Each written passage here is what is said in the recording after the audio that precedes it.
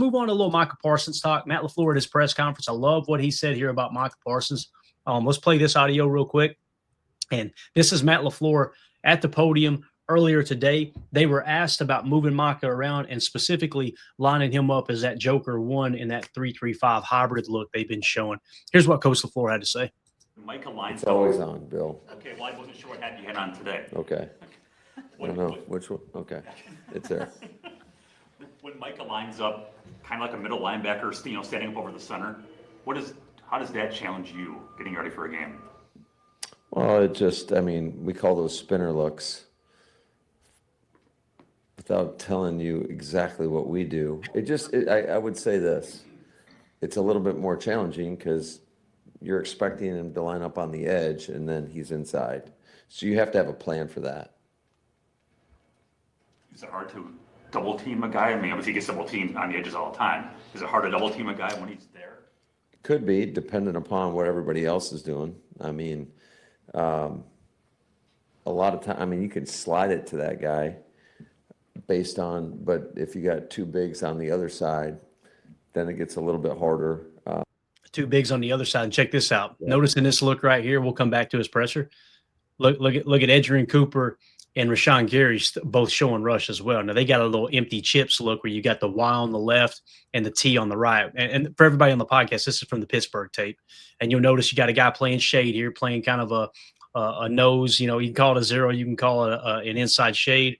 Micah right over top of him. So this protection has got to account for these two guys as if they're blitzing. But you always, by default, go back to interior pass rush, top priority, right? It's closest to the ball.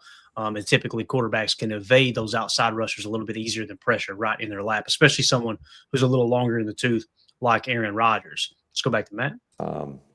Certainly you can have the halfback, be a part of the protection and make sure, he's looking out for him too until somebody else blitzes that he's got to account for. So I would say that it's kind of predicated on what the other guys are doing based on what you can do to try to,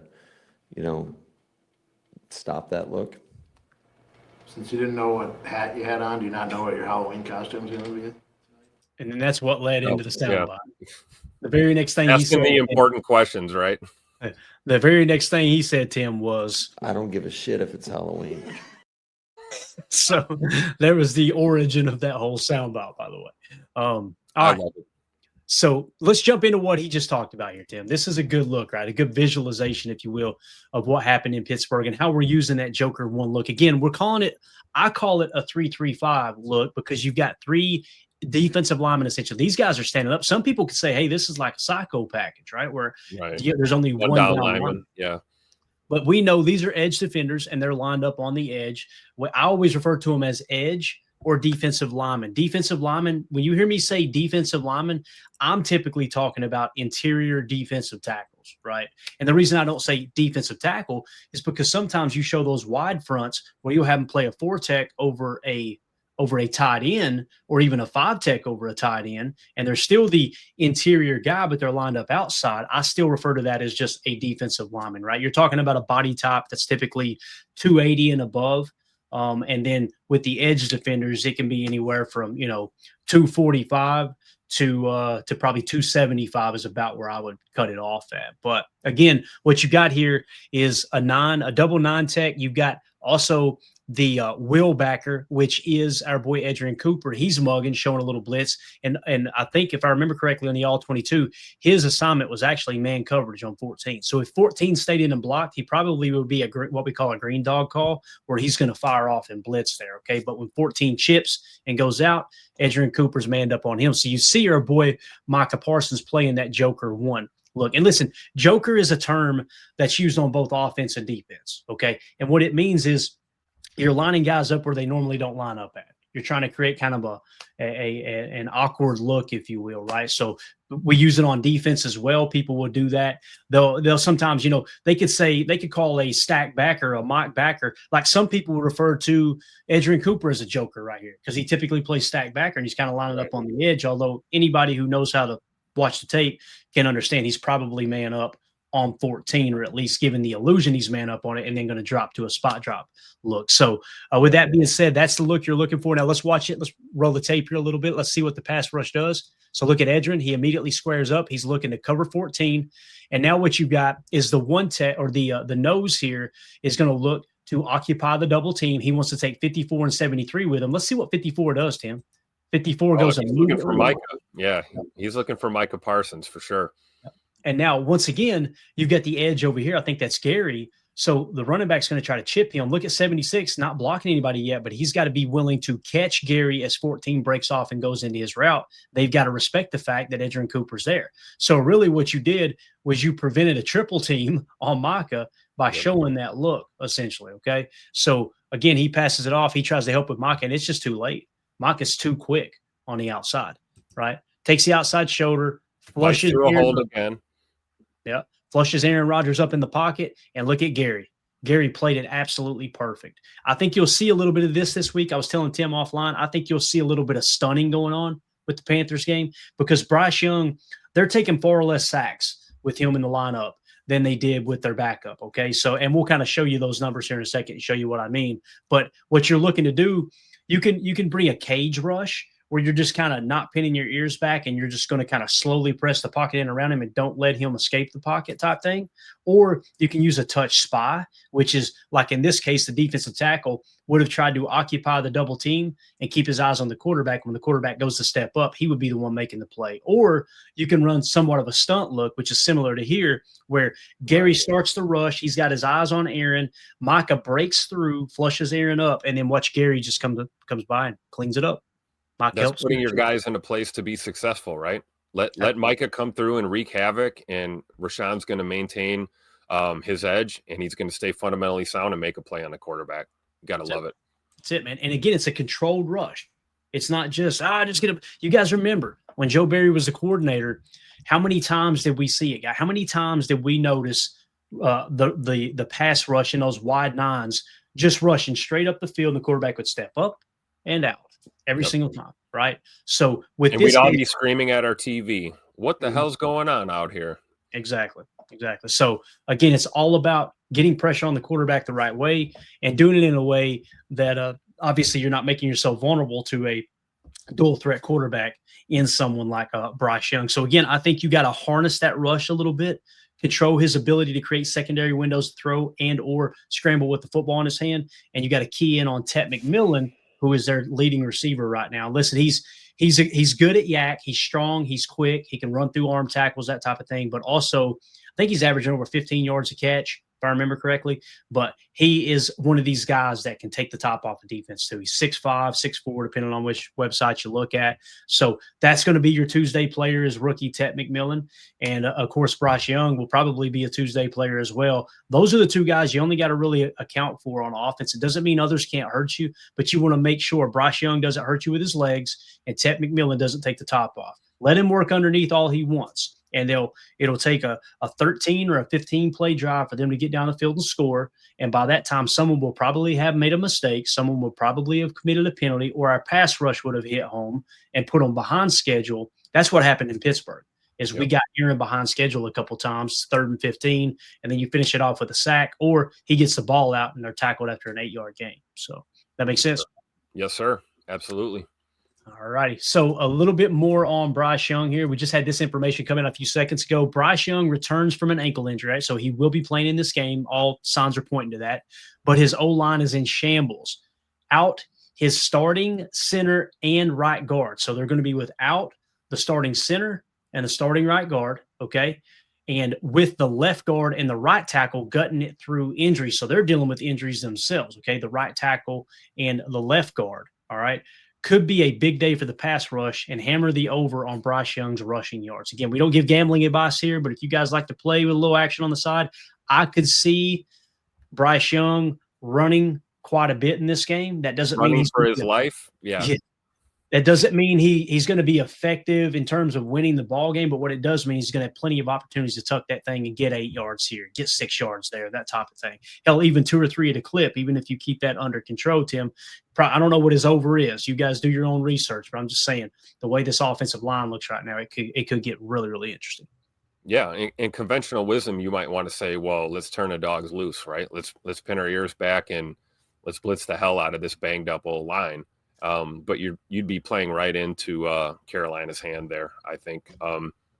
Bryce Young coming off the ankle injury, he's still relatively mobile. He can, step up, step out, extend plays and things like that. So, to your point, I say we run the Joker looks. I say we rush 4. I say we do some stunts and twists, get creative, and not have to send 5 or 6 after this quarterback. It's Bryce Young. It's not Michael Vick, right? Yeah, absolutely. And the other thing too, I want to say is when you're trying to approach it this way, like what we talked about with Micah Parsons and potentially a Joker look, Tim, you could also look at it another way and go, okay, if they do allocate 2 or 3 resources to blocking Micah out of that Joker look, a similar pass rush of what we just showed on tape, if that is the case and they decide to take that route, imagine him jab stepping that B gap right and then being the spy. You're going to have 2 or 3 bodies that are completely occupied by Micah Parsons, who's not even rushing the quarterback. One-on-one for Gary, one-on-one for Sorrell or whoever's on the opposite side, one-on-one on the interior for Devontae Wyatt, who's going to be 1 week healthier. That, to me, and imagine Bryce Young comes to the line that we're showing a Joker 3-3-5, right? All right, he's going to come to the line. He's going to change the protection. Everybody's going to gear the protection to stop him, Micah. Ball snap. Micah engages with the touch spy, drops back. Those 2 bodies are unaccounted for. He now takes his eyes off Micah, and I'm telling you, the pass rush will probably already be home based off of the other injuries we're talking about with their starting offensive line. So I kind of feel like this is going to be a big Devontae Wyatt game. I would not be surprised if Devontae Wyatt comes away with a sack and a half, that type of thing. I think he's going to be the beneficiary of everything that's going on. And again, if you have Micah, and I'm not saying spy Micah every play because you're taking him out of the pass rush, right? But if you have him like that in those second and manageable, like a 2nd and 7 or something like that, Tim, where they're probably going to do a short drop back passing game, and you just throw their offensive line into shambles because because Micah's occupying extra bodies. I think that could be a huge, huge asset for this Packers defense, man. I agree 100%. That's one way to use a guy like Micah Parsons, who's going to draw attention, right? He's going to draw a double, if not a triple or a chip or something. So use that to your advantage for sure. I would love to see Devontae Wyatt eat in this game, man. Like you said, another week healthier, the big dog in the middle. I don't think it's hyperbolic at all to think he has at least 1 sack. For certain, he's going to be, probably more of a factor in the run D this week, I think, than normal. So looking for Heavy D to have a big one for sure. Yeah. Now, when you look at the sack percentage on offense, this is you take the overall play count, right, and how often they are sacked, right? Green Bay is 7th best in the league at only 4.4% of their snaps being sacked, all right? And then, of course, when you go down a little bit, you'll see Carolina is actually 20th at 6.79%. Now, what I wanted to point out, over the last 3 games, that number jumped to 10.9. The last game, Tim, 22% sack rate. And if I remember correctly, Bryce Young did not play in the last game. So I just wanted to point out, I think the overall numbers are that they're giving up, I want to say on average, actually, I got the number right here. Let me just look it up real quick. I want to explain, because I know the number for Bryce Young being in the lineup is actually 1.4 sacks per game, I believe. Here we go, quarterback sack per game. So keep in mind with Bryce Young in the lineup, this number goes down significantly. But with just overall on the year, Carolina is 17th. They're getting sacked 2.4 times per game. The last 3 games was up to 3.3. All right. The last game, 7 sacks is what they gave up. All right. Wow. So with that being said, what that tells you is I want to say it's 2.4 overall as a team. But when Bryce Young is the quarterback, if the AI report was correct, that number goes down to like 1.4. So just keep that in mind. He is good at preventing sacks for sure. He's good at evading sacks, if you will. Much better than obviously the Red Rifle Andy Dalton. So, and Bryce missed the last 2 weeks, correct? He missed the last 2 games. I think he may have. It seems like he's been out for a little bit. Yeah, I could be wrong there, but like I said, I haven't dove into their tape too much yet. But I need to do that here really, really soon. So, all right. If you guys are watching this video back later, let us know in the comments what you think about what we had to say there with Micah. What'd you think about Matt LaFleur's comments? And let us know, how would you approach this game against Bryce Young? Listen, it's not like Bryce Young is a great quarterback, right? He was a high draft pick. He's someone that I think was highly touted across the entire league. I think many people seen him, if not all, seen him as the #1 quarterback in the draft the year he came out. He's kind of had a bad supporting cast around him up to this point. I just think, to me, he seems like he's kind of middle of the pack quarterback, somewhere between 20 to 22, so maybe 18 to 22, somewhere in that range. So I just don't want to overlook his ability to create those secondary throwing windows. I still have PTSD from our boy Tommy Cutlets there in New York a few years ago. So just I think Jeff Hafley will put an awesome game plan together to kind of keep him harnessed. But let us know in the comments what you think about that. Are we giving him too much credit? Are we not giving him enough credit? Do you think the Packers should have a controlled rush, or should they just pin their ears back and go? And also hit that subscribe and click the bell icon so you're notified when we go live here in the future. Appreciate y'all making us part of your afternoon. All right, let's move along now.